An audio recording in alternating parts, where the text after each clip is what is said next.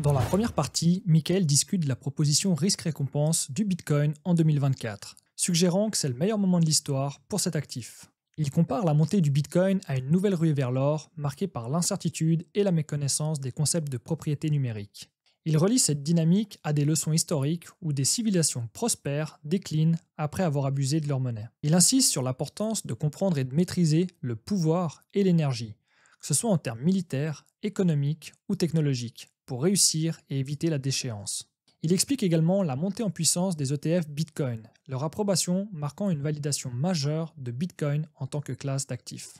Il souligne que les ETF traditionnels, comme ceux liés à l'indice S&P, créent une offre en augmentant les prix des actions alors que Bitcoin reste rare indépendamment des flux de capitaux. L'approbation des ETF Bitcoin a changé le consensus mondial, réduisant les frais pour les investisseurs et faisant du Bitcoin un investissement privilégié, en raison de ses faibles risques comparés à d'autres actifs comme les actions, les obligations ou l'immobilier. Si tu n'as pas encore vu cette première partie, je te recommande fortement d'aller la voir avant de regarder cette deuxième partie. Je te mets le lien juste ici. Et si tu l'as déjà vu, je te laisse t'installer confortablement et on enchaîne avec le podcast. C'est parti, bon visionnage. Mais regardez ce qui s'est passé en janvier, le contraire, non? Donc la plupart des craintes autour de Bitcoin sont « Oh oui, c'est trop beau pour être vrai ».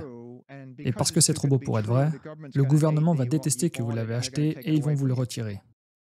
Et avec l'approbation des ETF, c'était le gouvernement du pays le plus puissant dans le monde, les États-Unis, qui est en fait le leader de la réglementation financière.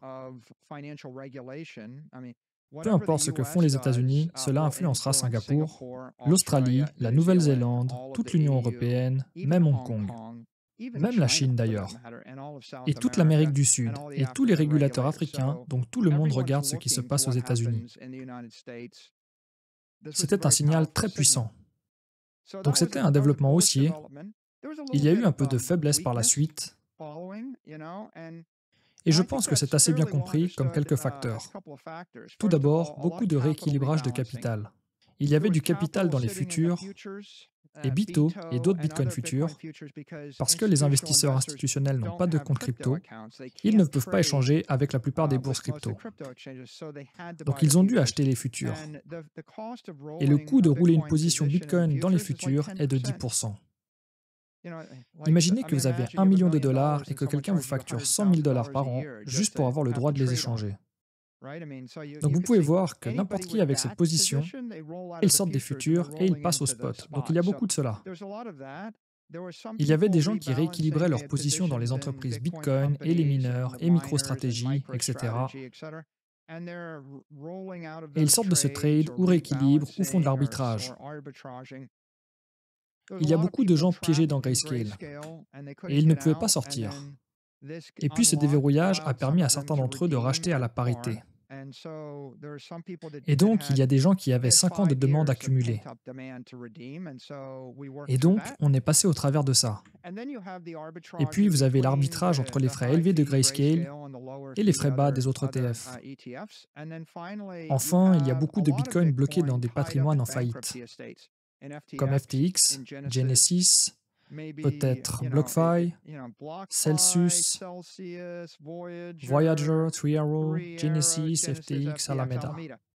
Mais tous ces patrimoines sont contrôlés par des avocats. Et les avocats ne sont pas des investisseurs à long terme. Ils ne sont pas des gérants de fonds spéculatifs. Ils ne sont même pas des investisseurs sur 10 ans. Les avocats ont des contraintes juridiques et procédurales. Et peut-être qu'ils veulent simplement liquider le trust, payer les fiduciaires ou les créanciers et passer à autre chose. Donc je pense qu'il y a beaucoup de pression à la vente à cause de ça. Parce que beaucoup d'entre eux détenaient du GBTC et voulaient racheter ce GBTC à la parité. Et ainsi récupérer des liquidités. Je pense que ce sont des transitions, mais au final, ce ne sont que des facteurs transitoires. Si vous achetez du Bitcoin avec un horizon temporel court, pour un investisseur responsable, c'est 4 ans. Donc si vous achetez du Bitcoin avec un horizon de 4 ans, cela ne devrait pas vous concerner du tout. Bien sûr, le bon horizon est de 40 ans. C'est comme la durée de vie utile de votre investissement.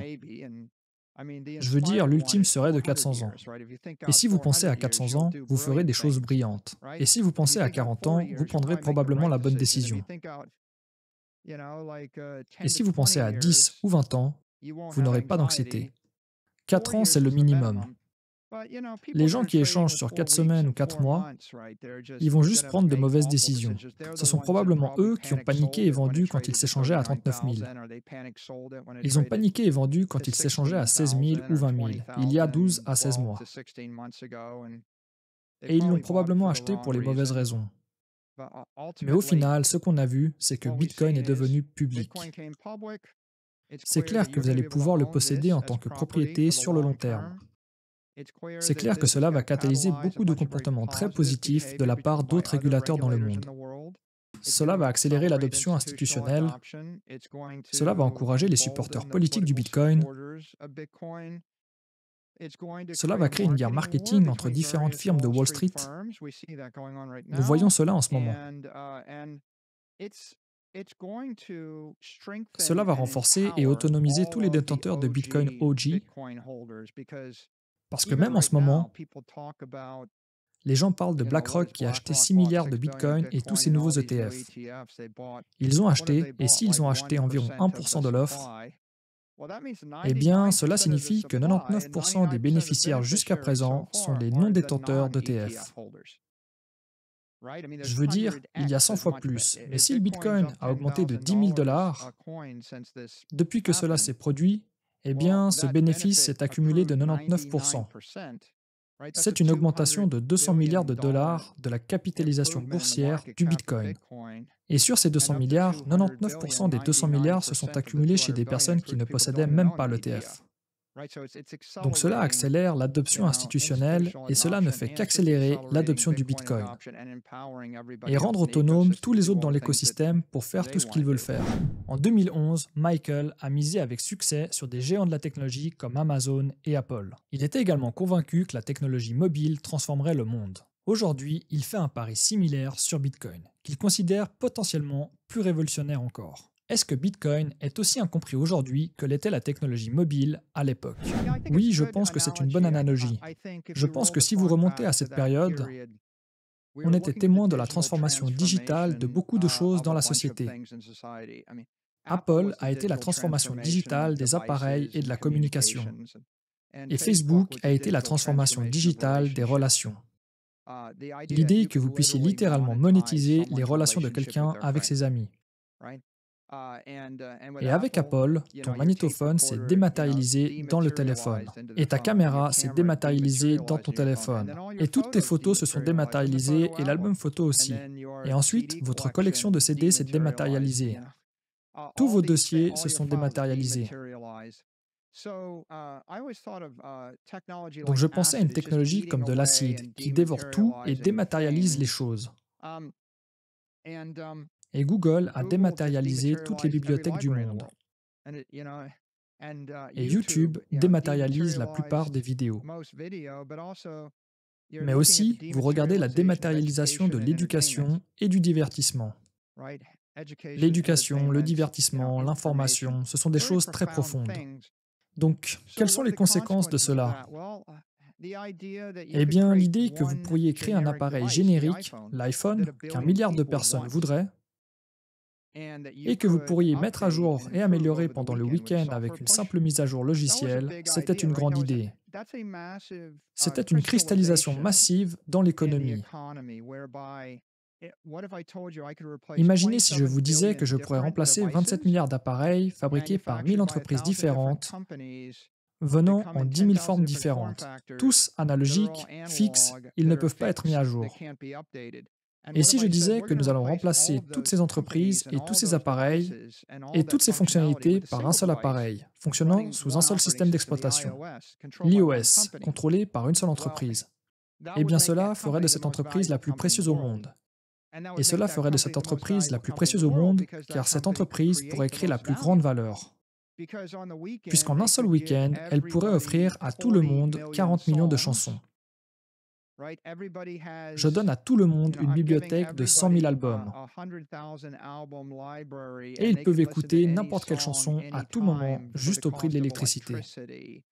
Et je n'ai pas besoin de fabriquer 10 milliards de disques ou 10 milliards de CD. Et je n'ai pas besoin d'avoir 100 000 magasins de musique comme c'était le cas auparavant. Il y avait des magasins qui mettaient des CD en rayon et des camions qui livraient. Nous avions des usines pour les fabriquer et des camions pour les livrer. Et nous avions 100 000 personnes pour les trier et les stocker. Et nous avions des magasins et nous payions pour l'électricité et les gens allaient au magasin, Tower Records, pour les acheter. La cristallisation en physique, c'est quand vous passez à un état d'énergie plus bas. Vous passez de la vapeur à l'eau, puis de l'eau à la glace. Et à chaque étape, de l'énergie est libérée. C'est un concept basique de thermodynamique, l'énergie thermique. Dans une économie, l'énergie, c'est de l'argent. L'énergie, c'est le profit. Donc quand nous avons cessé de fabriquer des films et des appareils photo, ou des enregistreurs, et des disques phonographiques, et des CD, et des DVD, et peu importe ce que vous fabriquez, quand nous avons cessé cela, nous avons récupéré une énorme quantité d'énergie. Et cela s'est transformé en argent. Et cela a profité aux personnes. La plupart du temps, aux personnes qui utilisent les produits Apple. C'est pourquoi ils sont devenus la marque la plus célèbre. Tout le monde sait que c'est plutôt cool d'avoir 500 000 photos sur votre iPhone. Et c'est comme si elles étaient toutes là. Donc cela a profité aux utilisateurs, mais une petite partie en a profité à Apple. Et cela a été reversé à leurs actionnaires, ce qui les a rendus les plus célèbres au monde. Donc, en 2010 et 2011, j'ai regardé cela et j'ai dit, eh bien, à un moment, tout le monde voudra cela.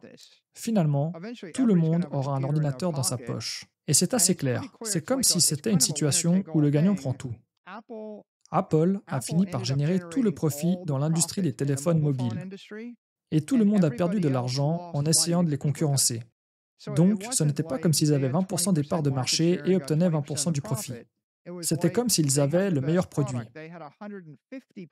Ils avaient 150% du profit avec seulement 20-25% des parts de marché. Tout le monde a perdu de l'argent pour compétitionner dans cet espace. Et où ils sont allés? Rappelez-vous ce qui est arrivé à BlackBerry, ce qui est arrivé à Nokia, etc. Finalement, ils ont tous disparu. Motorola aussi, si vous vous souvenez. Donc, pourquoi étais-je enthousiaste? Ce que je dis, c'est que la façon de gagner de l'argent, c'est quand vous voyez une tendance numérique que tout le monde a besoin, que personne ne peut arrêter, mais presque tout le monde est en désaccord avec vous. C'est comme si la majorité des gens n'étaient pas d'accord avec vous. Ils ne comprennent pas, mais personne ne peut l'arrêter, mais que tout le monde a besoin. Cela décrit Amazon. Si vous revenez et lisez les recherches d'investissement sur Amazon, tout le monde les détestait. Ils disaient « Oh, c'est une terrible entreprise de vente au détail, ils ne gagnent pas d'argent. » Eh bien, ils ont continué à ne pas gagner de l'argent pendant qu'ils absorbaient tout le marché. Et maintenant, il y a Amazon, Walmart et tous les autres sont en faillite. 20 000 entreprises de vente au détail ont échoué. Une ou deux, comme Amazon, Walmart, Target, sont encore là. Ensuite, Amazon est devenu la norme pour tout le monde. Qui ne veut pas avoir tout ce qu'il souhaite livré à sa porte en 1 heure, et gratuitement? Qui ne veut pas cela? C'est comme avec Google. Je veux poser une question et avoir une réponse instantanément. Et je veux chaque livre et chaque information que l'humanité possède à portée de main instantanément. Qui ne veut pas cela? Tout le monde le veut. Et à propos de YouTube, eh bien, c'est tout ce que vous voulez savoir gratuitement, instantanément, partout dans le monde. Donc, tout le monde finira par en avoir besoin. Certaines vidéos ont des milliards de vues. Plus de 9 milliards de vues sur des vidéos. Tout le monde les veut. Personne ne peut les arrêter, mais encore une fois, tout le monde pensait que c'était une idée stupide. Ils ne comprenaient vraiment pas. C'était la même chose avec Apple. C'était comme si les gens ne comprenaient pas. Un appareil qui fait tout ce que vous voulez dans votre poche, qui est 1 million de fois plus puissant que l'ordinateur de la navette spatiale. Et tout le monde disait que c'était trop cher. Vous vous souvenez? Vous pouviez acheter des téléphones Nokia pour environ 30 $. Et l'iPhone est sorti à 500 $. Les gens se moquaient en disant que c'était 10 fois plus cher. Que s'est-il passé ensuite? Eh bien, Apple a augmenté le prix à 750 $, tandis que les autres téléphones étaient à 20 $. Et maintenant, Apple vend des iPhones pour 1500 $. Donc Apple continue d'augmenter le prix de l'iPhone. Et tous ces autres téléphones bon marché ont disparu. Car au final, le point essentiel est que c'est ce que les gens veulent. C'est simplement le meilleur. Les gens ne veulent plus les choses bon marché. C'est comme avec Amazon. On se moquait d'eux pour ceci ou cela, mais non, les gens ne veulent pas de cela. Ces entreprises représentent la transformation numérique du commerce de détail, de l'information et des relations. Ils se moquaient de Facebook. Mais vous savez, quand 4 milliards de personnes ou 3 milliards de personnes sont sur un réseau, c'est juste tellement puissant que vous ne pouvez pas les arrêter. Ces entreprises sont maintenant plus puissantes que beaucoup de pays et gouvernements nationaux. Mais là où je veux en venir, c'est que le moment pour les acheter était quand tout le monde se moquait de vous. Entre 2010 et 2012, la plupart des gens se moquaient de vous. Concernant Apple, les gens se moquaient, disaient que c'était trop cher et que Nokia détient le marché, ou Motorola, ou d'autres. Ils affirmaient que les entreprises de téléphone contrôlaient le secteur. Ou ils disaient que l'action était trop élevée. Donc, vous devriez vendre l'action. Voici un classique. C'était 5% de mon portefeuille, l'action a doublé, maintenant c'est 10% de mon portefeuille. Mais mon mandat d'investisseur est de ne jamais avoir une action qui représente plus de 5% de mon portefeuille. Donc, chaque fois qu'Apple double, les génies de la finance vendent la moitié de leur position. Et donc, l'action double à nouveau, ils vendent encore la moitié. Ensuite, l'action double à nouveau, donc ils vendent encore la moitié. Ensuite, l'action double à nouveau, donc ils vendent encore la moitié. Donc après 10 ans, ils ont un peu d'actions Apple et ont acheté toutes les entreprises informatiques qui ont fait faillite. Et ils l'ont fait de la manière prudente. Et encore une fois, le point clé est que la diversification, c'est vendre le gagnant pour acheter le perdant. C'est un cliché classique de Wall Street. Et ils vous l'enseignent probablement à l'école de commerce. Et des gars en costume vous le diront. Mais ces personnes en costume qui pratiquent la diversification ne sont pas devenues riches parce qu'elles ont diversifié. Elles sont devenues riches parce qu'elles ont installé la peur, l'incertitude et l'anxiété. Et beaucoup d'autres personnes leur ont donné leur argent et ont accepté de payer 2% de frais de gestion et de leur donner 20% des plus-values. Donc si vous réfléchissez à des classiques d'Hollywood ou de Wall Street, les maîtres de la gestion géreront votre argent. Si vous êtes retraité, médecin ou dentiste, vous leur confiez votre argent, vos économies de toute une vie. Ils vous facturent 2% par an et prennent ensuite 20% des plus-values. Et ensuite, ils vous disent que c'est trop dangereux pour vous de posséder des actions Apple. C'est trop dangereux de posséder des bitcoins. C'est trop dangereux de posséder des actions Google. Vous ne pouvez pas faire cela, c'est irresponsable. Alors voici ce qui se passe ensuite. Vous leur donnez $1 million avec 2% et 20%. Et si vous comprenez réellement les statistiques ou la modélisation financière, et que vous prenez ce $1 million pour l'investir dans le S&P, et si le S&P augmente de 10% par an, ils obtiennent 4% par an et vous obtenez les autres 6%. Ce qui signifie que vous venez de leur donner 40% de votre argent. Vous aviez $1 million et vous leur avez donné $400 000. Et vous récupérez les autres $600 000. Et donc, si vous vous posez la question de savoir qui sont les personnes qui vous disent de diversifier, ce sont les personnes qui vous vendent les fonds diversifiés, ou celles qui se présentent comme les génies de la diversification. Et en fait, ce qu'ils font vraiment, c'est prendre tout votre argent. Et d'un autre côté, nommez un milliardaire qui s'est enrichi en diversifiant. Jeff Bezos ne s'est pas enrichi en diversifiant. Mark Zuckerberg ne s'est pas enrichi en diversifiant. Steve Ballmer ne s'est pas enrichi en diversifiant. Steve Jobs ne s'est pas enrichi en diversifiant. Et Elon Musk non plus. Vous pouvez continuer ainsi indéfiniment. Prenez même Warren Buffett. Vous savez quel est le trade le plus rentable que Warren Buffett ait jamais réalisé? Il a acheté des actions Apple.